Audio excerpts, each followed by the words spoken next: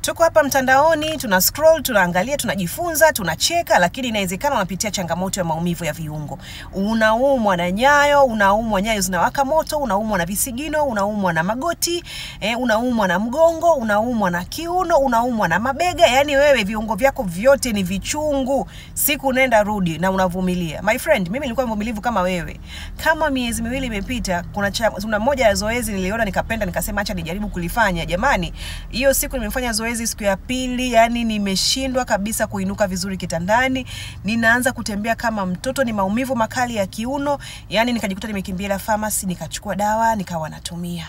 Nimetumia kama wiki bado maumivu yaishi. Yani zikafika kama siku 10 hivi. Nakumbuka hiyo siku nimeamka asubuhi na anika nguo, nimeinama hivi niweke nguo kwenye uzi. Jamani nilisikia kama kitu kimefanya kop. Ni maumivu makali niliyapata kama vile mtu achukue kisu ambacho kikali apitishe hivi shwa, yani ile ndani kabisa.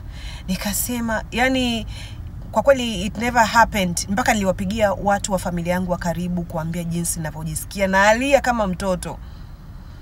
So nikaenda hospitali, nakumbuka nikavumilia mpaka usiku hivyo, lakini usiku sikuweza. Saa 1 saa 2 naona kiuno kinazidi kama vile yani kuna watu sasa huko ndani wanataka kutenganisha kiuno na huu mgongo wa juu.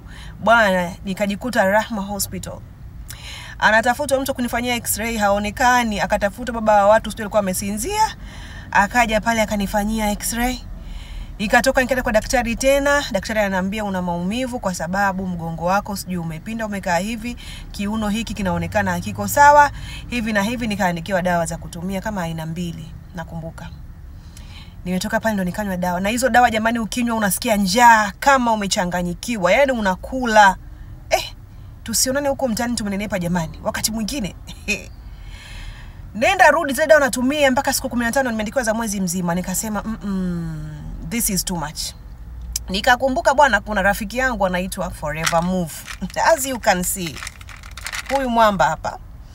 Nikasema kisa na mkasa, nikachukua Forever Move yangu.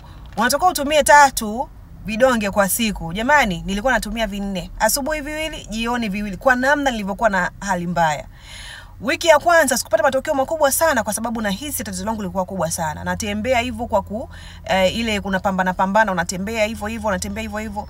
Lakini nashukuru unaona kabisa hapa vidonge havijamaliza. Nataka nifungue hii nikuonyeshe, lakini nimepata nafuu kubwa sana. Hii hapa natumia mwenyewe, iko wazi, na baadhi ya vidonge unaona kule ndani. Nimepata nafuu kubwa sana. Sasa hivi natembea vizuri, nikiamka sitembei kama mtoto anajifunza kutembea. Sasa hivi najisikia vizuri. Sasa hivi I feel good. Nilikuwa mpaka na wasiwasi jamani, majukumu mengine ya baba chanja nitayaweza kweli?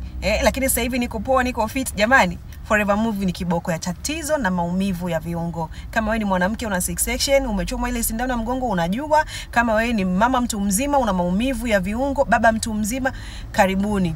Naweza kukusaidia kuipata bidhaa hii ukaondokana na hiyo changamoto yako ya maumivu yanayopitiliza ya viungo. Asante, kwa heri na kutakia siku njema.